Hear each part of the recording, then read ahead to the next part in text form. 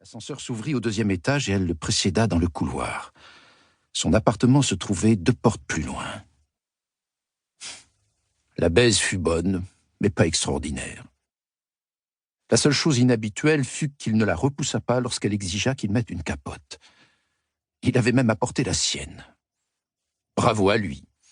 Mais elle pensa quand même que ce ne serait que l'affaire d'un soir. Sa quête de la chose indicible qui remplirait le vide en elle continuerait. Après avoir tiré la chasse sur sa capote, il remonta dans le lit avec elle. Elle espérait une excuse de sa part. Il travaillait tôt le lendemain matin. Sa femme l'attendait à la maison, n'importe quoi. Mais non. Il voulait se pelotonner contre elle. Il se cala brutalement derrière elle de façon qu'elle ait le dos contre sa poitrine.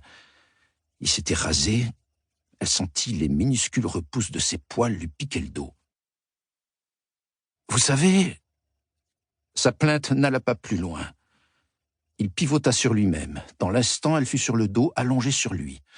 Son torse était en papier de verre. Son bras jaillit et se plia en V. Puis de sa main libre, il lui prit le cou dans le V, serra le bras. Elle sentit sa trachée artère s'affaisser. Plus moyen d'appeler à l'aide. Plus d'air pour produire le moindre son. Elle se débattit, mais elle avait les jambes prises dans les draps et il était trop fort. Il lui serrait le cou comme dans un étau. Les ténèbres assombrirent peu à peu les bords de sa vision.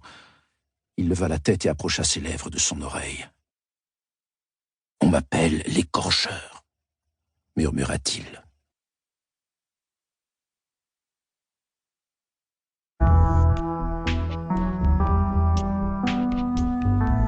Jack.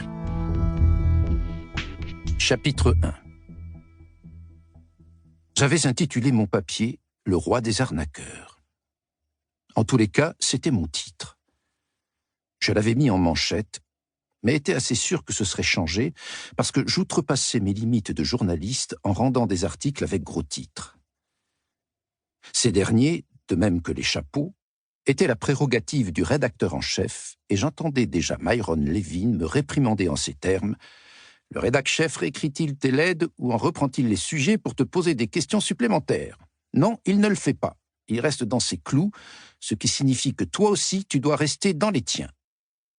Vu que le rédac-chef était Myron lui-même, il m'aurait été difficile de lui opposer la moindre ligne de défense. Cela étant, je lui avais quand même envoyé mon papier avec ce gros titre parce qu'il était parfait. J'y décrivais le sinistre monde souterrain du recouvrement de créances, soit 600 millions de dollars annuels siphonnés dans des arnaques, et à fair warning, la règle était de mettre un visage sur toutes les fraudes, celui du prédateur ou de la proie, celui de la victime ou de celui qui la brime. Et cette fois, c'était celui du prédateur. Arthur Hathaway, le roi des arnaqueurs, était le meilleur des meilleurs. À 62 ans, il avait pratiqué toutes les arnaques possibles et imaginables dans la ville de Los Angeles. De la vente de faux lingots d'or au montage de faux sites d'aide aux victimes de catastrophes. Pour l'heure, il gérait un racket consistant à convaincre tel ou tel qui lui devait des sommes imaginaires et le forcer à payer. Et il était si habile que de jeunes apprentis fripouilles lui payaient les leçons qu'il donnait le lundi et le mercredi dans un ex-studio de tournage de Van Nuys. Je m'y étais infiltré en me faisant passer pour un de ses étudiants et y avais appris tout ce que je pouvais. L'heure était maintenant venue de dévoiler toute l'affaire et de me servir d'Arthur pour révéler l'existence d'une véritable industrie qui piquait chaque année des millions de dollars à tout le monde, de la petite vieille au compte en banque qui décline, aux jeunes professionnels déjà bien dans le rouge à cause des emprunts qu'il a contractés pour faire ses études supérieures.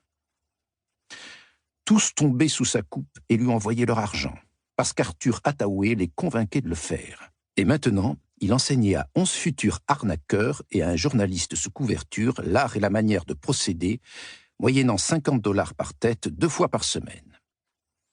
Il n'était même pas impossible que cette école d'arnaqueurs soit sa plus grande arnaque. Le mec était un vrai roi qui, tel un psychopathe, n'avait pas le moindre remords. Mon article racontait aussi le calvaire des victimes dont il avait nettoyé le compte en banque et ruiné l'existence. Myron l'avait déjà vendu au Los Angeles Times en tant que coprojet, ce qui garantissait qu'on le remarque et que les flics du Los Angeles Police Department y prêtent attention.